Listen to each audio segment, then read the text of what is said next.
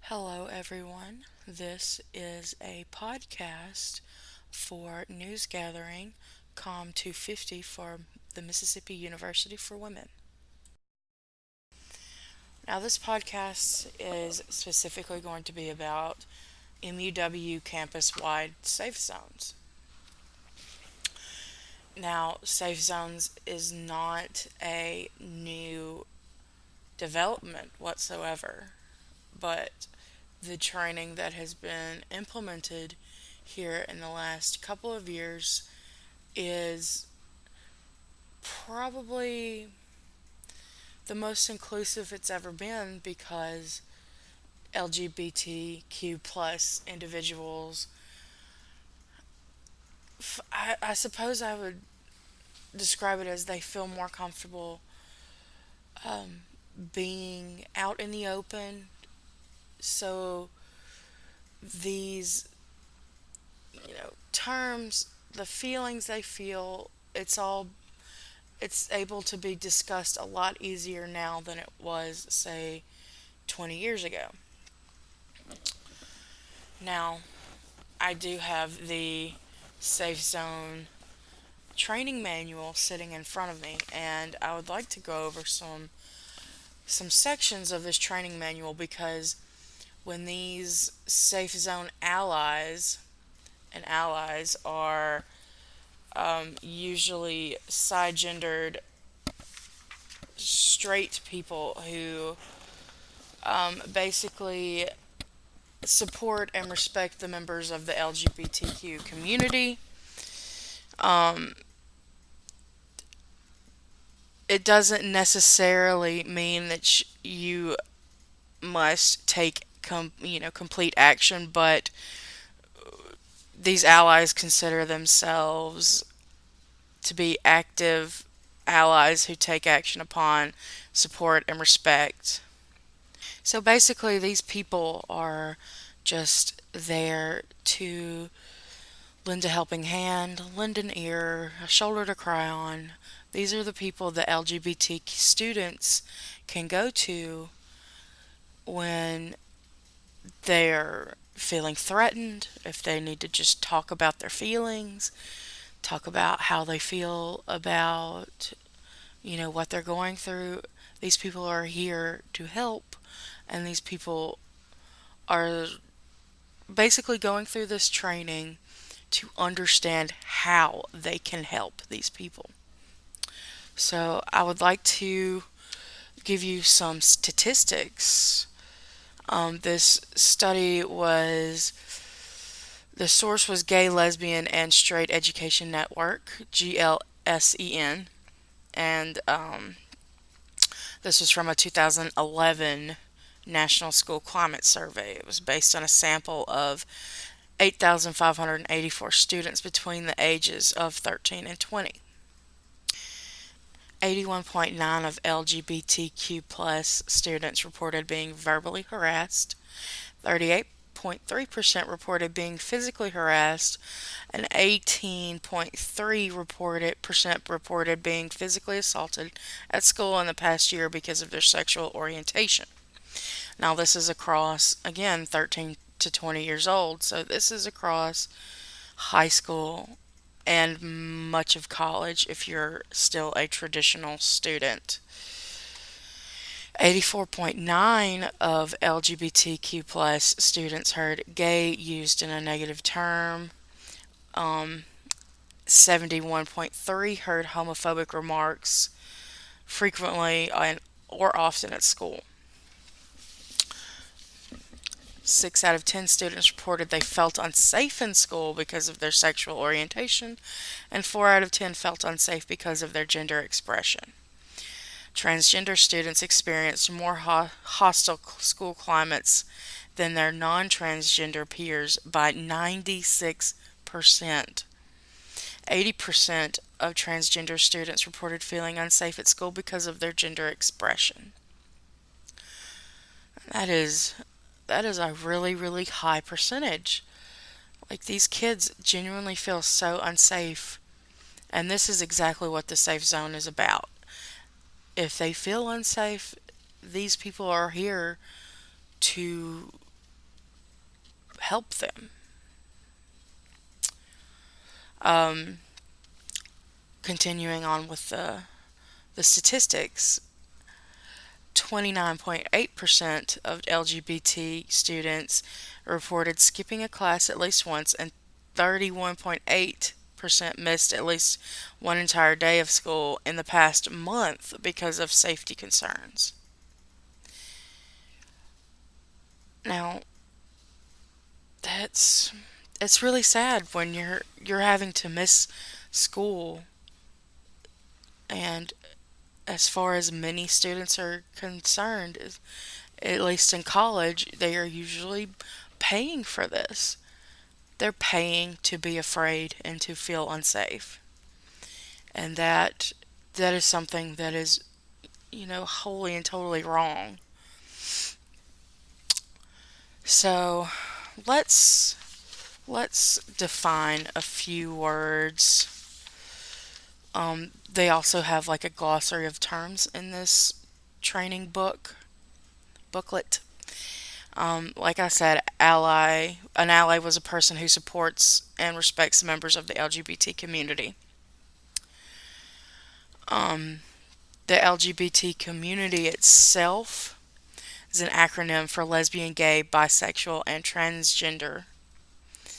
The Q sometimes can mean queer because queer is a it's a term that is it's an umbrella term that is describes individuals who don't identify as straight. So it could mean anyone and everyone who does not believe that they are straight. It doesn't have to be a black and white term as far as like lesbian or gay, because those are a little bit easier for people to understand because they are one or the other. Whereas queer doesn't necessarily mean that. So the history of this safe zone program, a number of colleges have implemented these educational interventions with names such as Safe Zone, Safe Space, Safe Harbor, and Safe on Campus. It's unclear about who first conceived this idea of faculty members being considered allies to these students. Um, the earliest found was at Ball State University, and with a program called Safe on Campus, which was um, implemented in 1992. And SAFE in this context stood for Staff, Administration, and Faculty for Equality on Campus. So that's pretty cool that this stuff has been kind of around for years, really, because I did not understand or didn't really know that this was such a established program that really kind of lets these people know that they are not alone. And that's really what it's about, is we're trying to get these folks to feel like they have a support system. I interviewed Dr. Deborah Wells of the MUW counseling services, and I asked her what how she felt about the need for the safe zone programs here.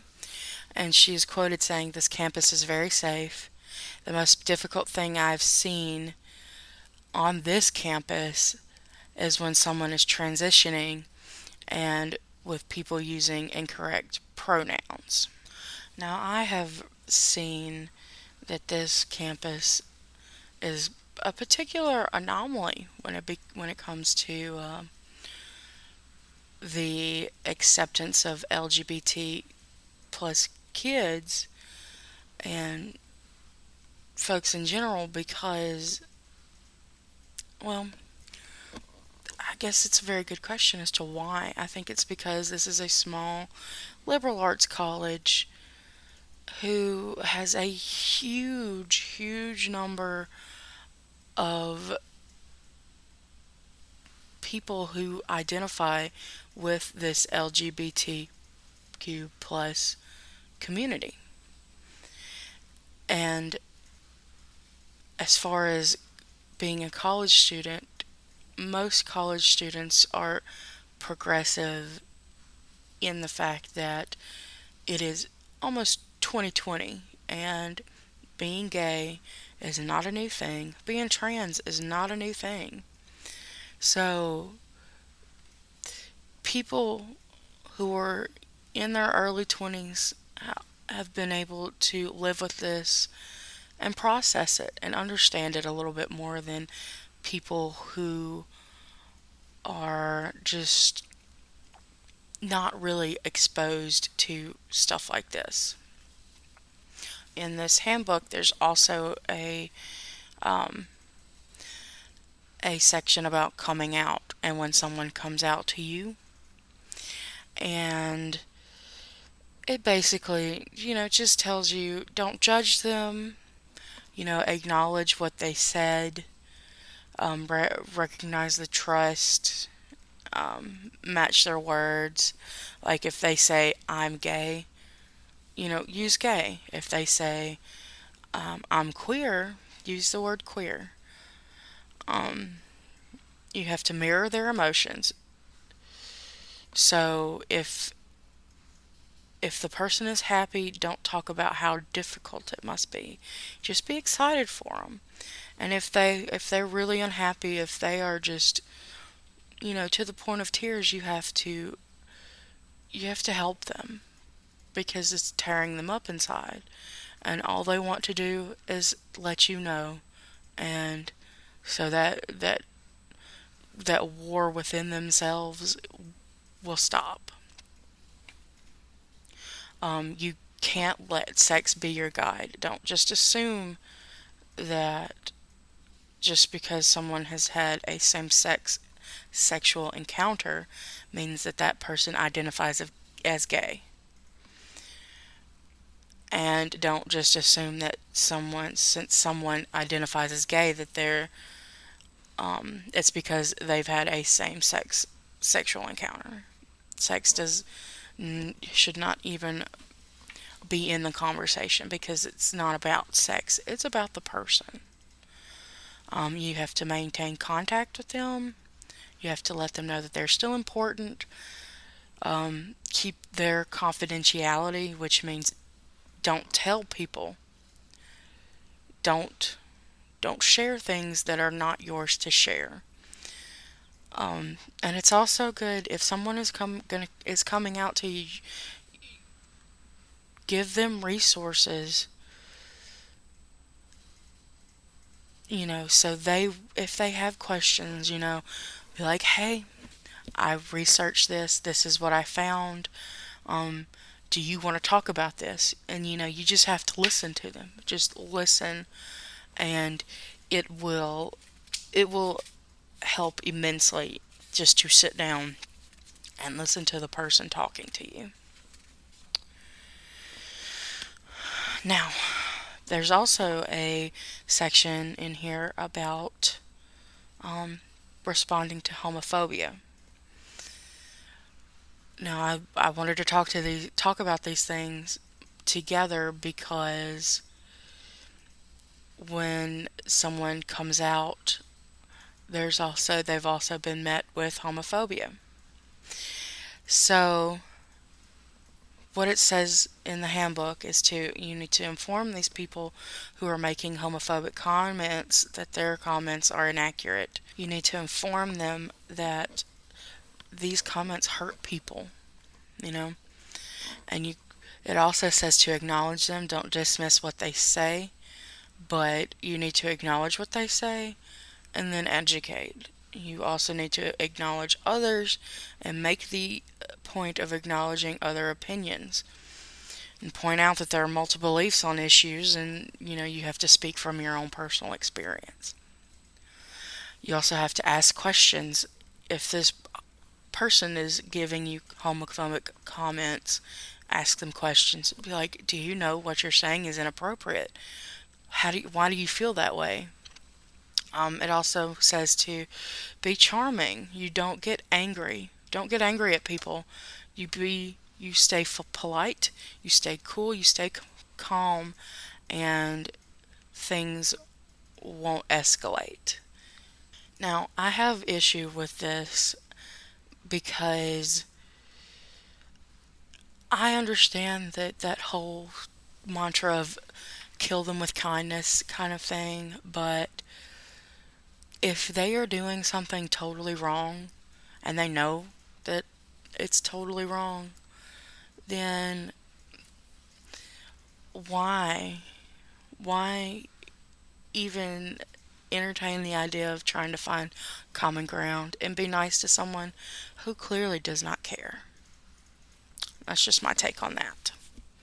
Now, there is something in this book, this training book, that a lot of people might not realize or know. And that is that transgender is just an umbrella term. It is an umbrella term for transsexuals, cross-dressers, intersex performers, gender bent, or androgyny people. And it doesn't it's not like a specific person. Sure, someone can be trans, but there is a lot that goes into that. They also have in this handbook they have offensive terminology to avoid in here, but I'm not going to go through it because I just do not want to say these words. So, moving on, I did interview a trans guy. His name was Elliot. Um, he was on the panel for this past Safe Zone discussion, which was October 1st. Um, and there was an emphasis on being trans with this past panel. He said regarding that, he said, I feel like there is a need for it to be emphasized in most LGBT discussions because there are so many things that go into being trans, which goes back to the umbrella term, and it also goes back into, what they go through as a person is totally different and totally foreign from what side-gendered people go through. And what side-gendered means is that you associate yourself with the gender that you were assigned to at birth. So he found that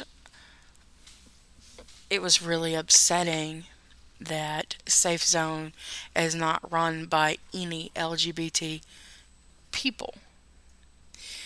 And he's quoted saying, I just think it is from a very ignorant perspective because the experiences of being within the LGBT group is what brings the emotion and the significance behind what's actually going on in these Safe Zone panels and discussions.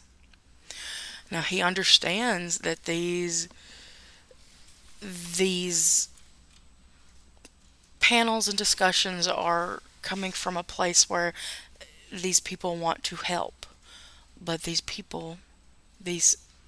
allies, don't really understand.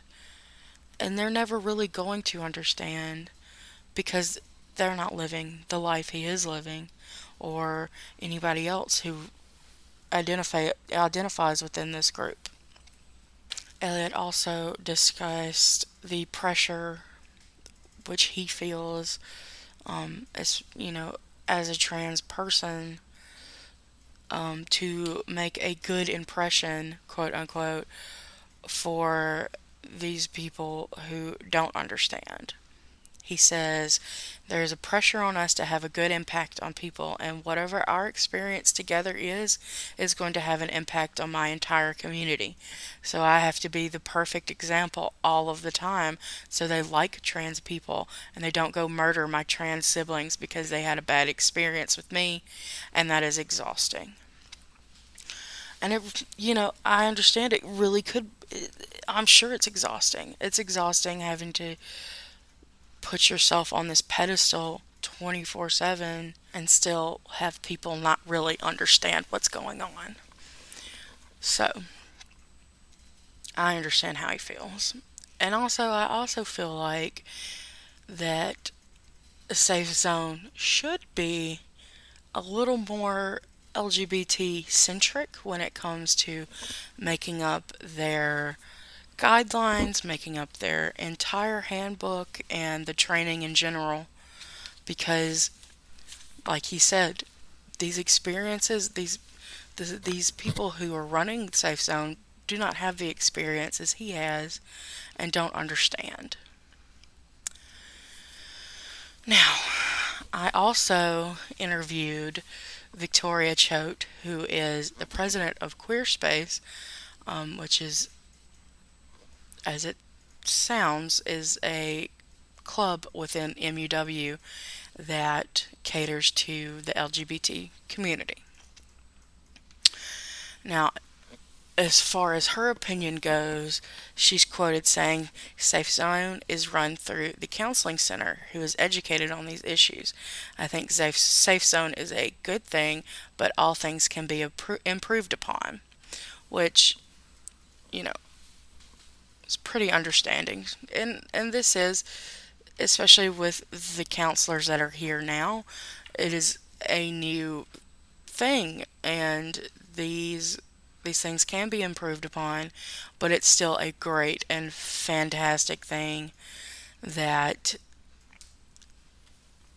is being offered at the W.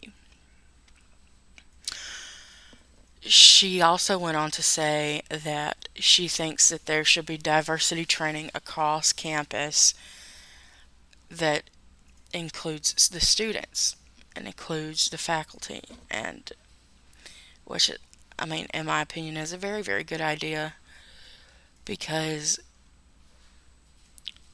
people need to be more informed so that they are not accidentally offending people for people being who they are.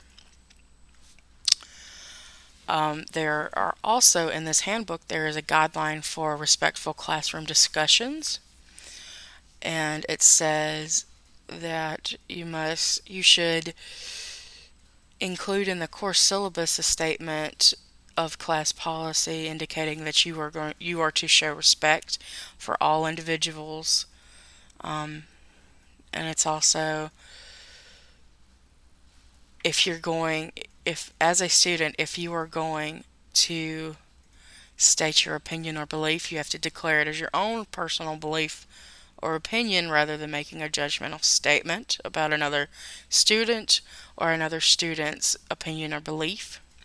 Students are encouraged to make I statements rather than you. So, saying, I believe this, this, and this, instead of saying, you don't know what you're talking about. You are wrong about this and this. It has to, you have to come from a place of calmness, and you have to leave that hostility at the door, really, because there are there's no there's no way that people are not going to become more understanding and open about themselves if you're just trying to tear people down. Now, Victoria is also quoted saying, we're at a university. It starts within the classroom. It starts with being inclusive within the classrooms, which can mean a lot of things, including using correct pronouns and names. And visibility is also so important, which I can 100% agree with. Now, at the end of this Safe Zone handbook manual, they have a list of faculty resources where the faculty can go research on their own. And I mean, it's pretty extensive. They have a lot of places you can go and research these topics. Um, they also, at the very back, they also have like LGBT movie lists, which kind of list out some LGBT friendly movies, TV series, special features, and plays and dramas. And at the very back is your Safe Zone Ally contract, which basically promises I agree to uphold the role and responsibilities of a MUW Safe Zone Ally as described in the Safe Zone training session. I will display a Safe Zone placard in my workspace or living space to be identified as a Safe Zone Ally. So it's really great that they have these kinds of things on campus so people can really feel safe, because like I said, you're paying to go here, you might as well feel safe while you're here. And I think that about does it for me. I really appreciate you guys listening. And again, this is for COM 250 Newsgathering with Dr. Melissa Smith. And I am Jessie Haga, and I hope you guys have a wonderful, wonderful night.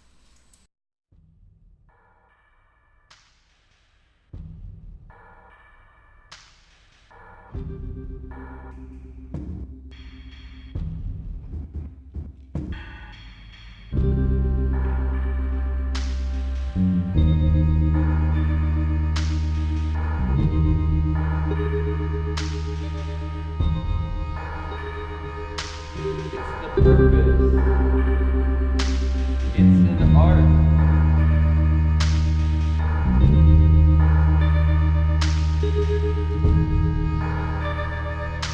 It's the purpose. It's an art.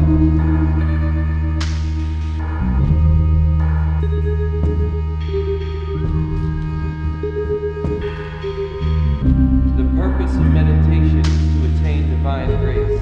Once this grace has been attained in a measure, it takes over our experience and lives our life. Perform those things which are given us to do, and make the crooked places straight. We no longer live by bread alone, by the inner grace. It's the purpose. It's an art. It's an art.